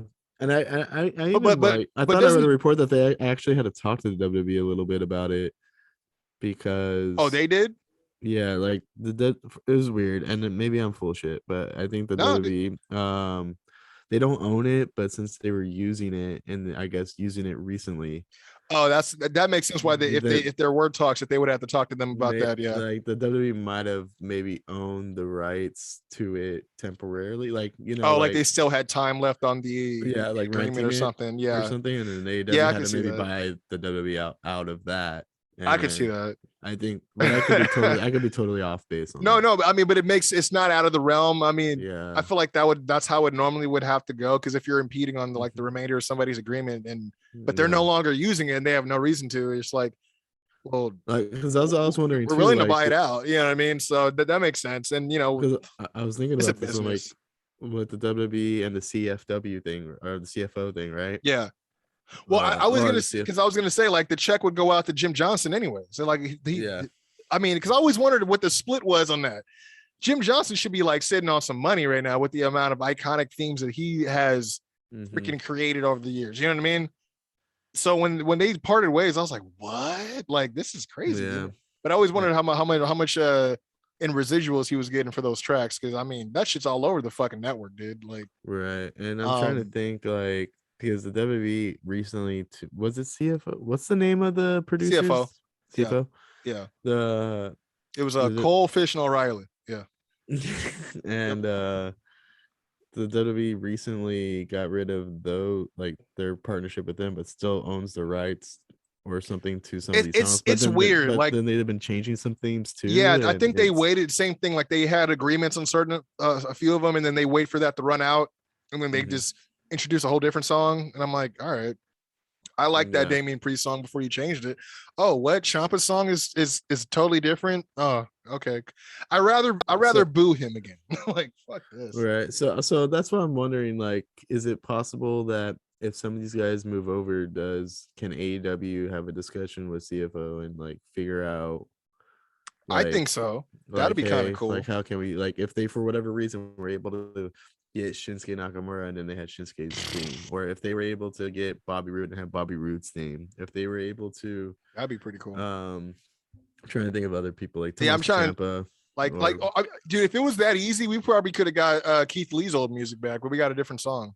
Right. So that's why I'm like, I don't know. And he says he can use Bask in My Glory because it's his. They don't own. He says that they don't own it. So because I was thinking, because like if you think about it, I'm sure Tony Khan has that relationship with the wrestlers. Like, hey, do you want to create a new theme, or do you want to use this theme? Or because the thing is, the Hardy Boys theme is also like it's like 30 years old. Yeah, it's like 30 years old, and it's like different, and it's because it reminds me of what TNA used to do. They would have like an old WWE guy or an ex WWE guy come in, and then they do like a recreation of that song, but like just slightly different, so it's not the Fruity same. Loops version of like, Dude, like I remember when they did the Team 3D. They just get down, watch the table. I was like, what the fuck? And then you listen to their old shit, you're like, oh, these motherfuckers. I'm like, okay, all right, I see what you're doing. Even like the Hollywood Hogan theme, I'm like, oh, y'all try to get your NWO on, I guess. Yeah, like it was kind of like but like with like different instruments. It's like you knew it was like, oh, it's just the same, so you can recognize it, and then they pull it back a little bit. Yeah. Just enough now to get sued is what they got. But you know what? That leads me to my last segue here. Just enough not to get sued would be a perfect way to sum this up.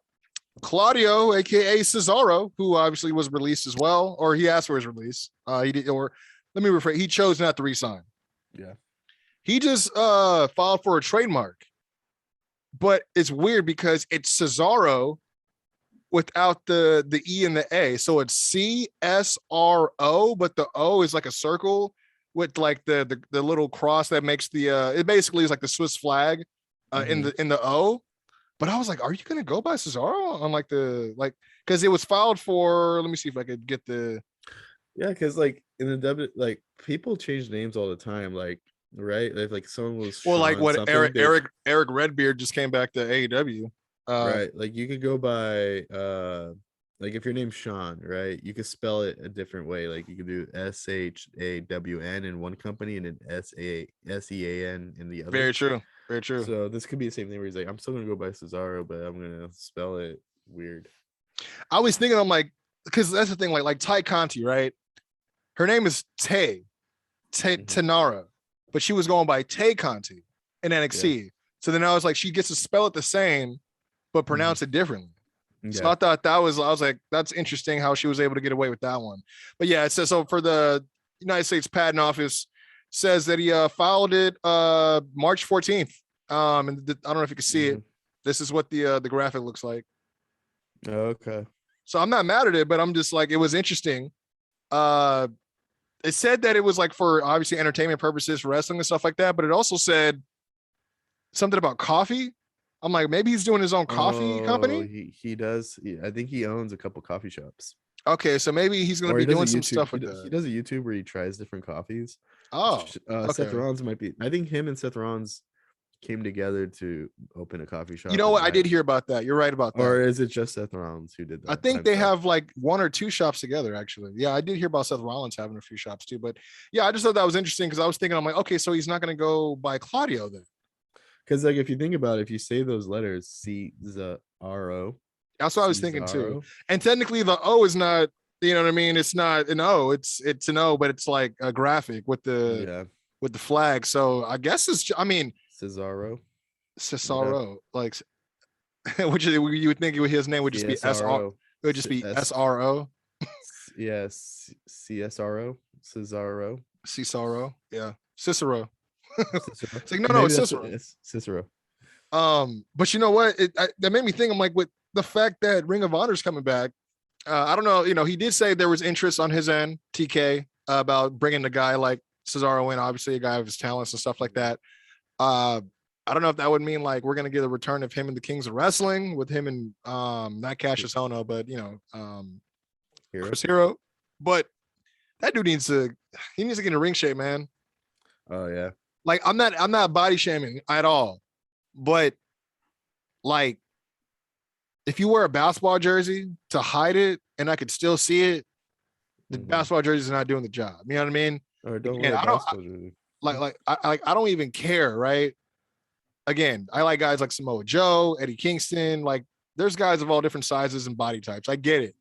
But it's like there's a difference between like natural body type and just letting yourself become a body type. Let me ask you this though. I think it would have been better if he didn't wear the jersey at all and he just owned the size. You know how some people that's true. Do like a little like Trent Seven does it a lot too. Yeah. Like you just kind of own it and you're like, oh, yeah, well, okay. Like that's just how that guy looks. I mean, like, Dusty made his money off of it. Yeah. Yeah. So I think it's just the fact that you're hiding it behind the basketball jersey. It's like, oh well, it's kind of drawing more attention, right? Yeah. Yeah. Yeah. I, I, I mean, but them as a tag team, yeah, phenomenal. It also gives a place for Cesaro to go where he doesn't have to worry about if he's going to get jumped by Eddie Kingston in showers yeah, every day. So, you know, it's one of um, those things where I don't know, like, because going back to our earlier discussion is I don't know, because Tony Khan's signing both these checks, right? He's signing both checks. It's I would just think so. It's a I lot ju- between that football and soccer. Like, fuck, dude. I just don't know if it's going to be basically, if there's going to be like a, if there is going to be separate ROH and AEW contracts, if they're like if like they're going to maybe Maybe it's sign like a like, floating type of. yeah, I'm gonna say like maybe you sign people to ROH contracts so you want to pay less than AEW people. Like, I just mean, being those could honest. be per appearance contracts, Yeah, like so or you're approve the number of appearance, like kind of what they do with Brock. It could be something more like that, more structured that way. Because that's the thing. Like, I don't see them simultaneously growing Ring of Honor while they're still growing AEW, because AEW is still, yeah. you know, it's what, 3 years now, but they still got work to do, dude. Like, so So it could be like you sign up for Ring of Honor, you have to make 10 Ring of Honor appearances, and maybe you add 5 AEW appearances on top of that, mm, and then you're free to work wherever you want. You don't have to yeah. talk to me about taking a GCW show or anything like that. It's basically you're still an independent wrestler, but you signed for these dates in Ring of Honor, or you could sign a full on AEW contract and you're still going to be on Ring of Honor. I would probably put them like a limitation on anything that's outside the state, any bookings outside the states, just because of Mhm. the travel situations right now, and you know they want to make sure Yeah, if they invested time in like an angle or somebody and to do something, and then they can't get them back because they took like a booking in Japan or England or something like that. yeah. Then yeah, that's, I mean, and what you said sounds fair enough, dude. Like, hey, I mean, just run it by me. I'm more than likely to say yes. You know, as long as it's not going to be anything that's damaging what we're doing on TV right now. Yeah. Yeah, you know, but if it's anything not domestic, then yeah, I'd probably would have to double check and make sure everything, you know, we do everything in our power to make sure the travel is going to be top notch as far Because as getting them back. I Because feel like we've seen it happen too many times with the Go-Go and mhm, and Pac. You know what I mean? yeah, So I do think there's going to be a handful of legit, like, these are the ROH guys, and then the rest of the episodes are going to be filled with floating AEW people. and I think it's going to be good though, because those guys will get a chance to do, you know, what, you know, show off what they can do, as Yeah. opposed to just, hey, I'm here to get killed by Lance Archer this week, or hey, it's me, Yeah. and you know what I mean. Like, so there's going to be some opportunities for people to really get invested with some other people that are trying to get their foot in the door, and you know they're obviously being used for the same reasons. You know what I mean, for Hmm. elevation and dark. You know they need extras and all that, as they call them. So um but yeah, I'm definitely interested to see how they're going to go with the Ring of Honor stuff. Obviously, I think the perfect start is not to do anything now and just focus on the super card stuff and then go from there. Um, at the same time, I'm interested to see what's going on with the world title picture for AEW, and that's a whole another conversation for another day. But the reason I say that is because I guess CM Punk's going to be missing some time. The next several weeks he's going to be filming for Heels, so Okay. he's not going to be available. I don't know what that means. So, but I guess we'll. It looks like they're gonna run Adam Cole and Adam Page again at Double or Nothing. I was surprised. I ain't gonna lie. I was really surprised about that. The second match will probably be a little bit more believable if for Adam Cole though. It's not that I didn't like the match. It was just the dog, like the way that they did the dog collar match. That should have just really been the main event, because everything after Hmm. that's not going to stack up. You know what I mean? That makes sense. Um, so it's like you unfairly judge it because you know what I mean. And I'm not saying that. Oh, I needed them to be in the dog collar, or I needed them to have blood in their match, because it would. I gave it a 4 out of 5 on the match, but it's just because you know we just already Mhm. kind of saw something at the climax of what it could be, and then like everything else is going to fall, you know, like Thunder Rosa and Britt Baker, they suffered greatly because of that, you know what I Oh mean? no, I agree. I agree. And even though their match was good this Wednesday, I feel like their match suffered this Wednesday because the other match suffered a little bit. And then, like, it was a good match, but like it wasn't the match they had last year, you know. Yeah, So I it's agree. I agree. but maybe it's just hard to get to that point again. But I imagine next time we get together, sir, we're going to be doing some I guess some lighthearted, somewhat excited predictions for WrestleMania night 1 and 2. Which it should be just for shits and gigs because I don't know what's going on anymore. Yeah, I was like again, I turned on the TV and I saw Brock getting his best Stone Cold on. I'm like, what is going on, dude? Right. But yeah, man, this has been the show. It's been for the love of wrestling. I want to thank you guys for always doing what you do. And that is following us on social media and supporting us, man. You can do so. Of course, we're on YouTube as well. Every other Friday, I should say. I got to get used to that. Or not Friday. I'm sorry. I'm getting my days mixed up. Every other Sunday, we're going to be dropping new videos, new content and stuff like that. Feel free to follow us, though, at Flow Wrestling Show on Instagram and at Flow Wrestling Pod on Twitter. You could also follow myself at Quincy Jones Go, and don't forget to follow your boy Brian Andrew _, and of course follow him at his other show, LA Clips Forum, talking all things Clippers. Man, I need to start a LA Lakers. I don't know if I'm called a forum. LA Lakes Forum. Sometimes when we go on tangents about the Lakers on the podcast, we go, like, all right, well, that was LA Lakes Forum. All right, let's get back to LA Clips Forum. It's because why I say that is because I have the same friends, and it's like I don't even have to watch the games. I know that we're losing because of their tweets. You know what I mean? They're like, yeah, don't fucking ask me about the game this morning. I'm like, shit, okay. The Twitter, so there's Twitter Spaces you could do. Yeah, I've been seeing that. Yeah, and the Lakers Spaces are nuts. Like, it's crazy. Like, people are full panic mode, and dude, I mean, I knew it was a thing when I was seeing this Westbrick thing catch traction. I'm like, dude, are you serious? It used to be. I was like, dude, we had Larry Johnson who used to fucking cross dress as his grandmother, his fictional grand. I'm like, and this guy's getting called Westbrick because he didn't fucking make a basket, my guy. I'm sorry, like, what do you want? What do you want? Like, I mean, there was a guy that used to rock double zeros and it was still scoring. Like, get out of here, bro. Like, yeah, y'all need some tougher skin, man. Like, and I'm sick of the fact that no matter what combination of dope ass players we put together, we just cannot fucking win, dude. I don't understand what is going on. I'm like, yo, we got some sick at, like, when you on paper, right? The names line up, you're like, oh, this is gonna be cake this year. No, it's not. If it was 2012, yeah. Yeah, absolutely. You're right. Anyways, again, that's another podcast for another station, another day. But this has been a Flow Show. Catch you guys in the next couple of weeks for WrestleMania season. And yeah, man, we out. Peace. Later.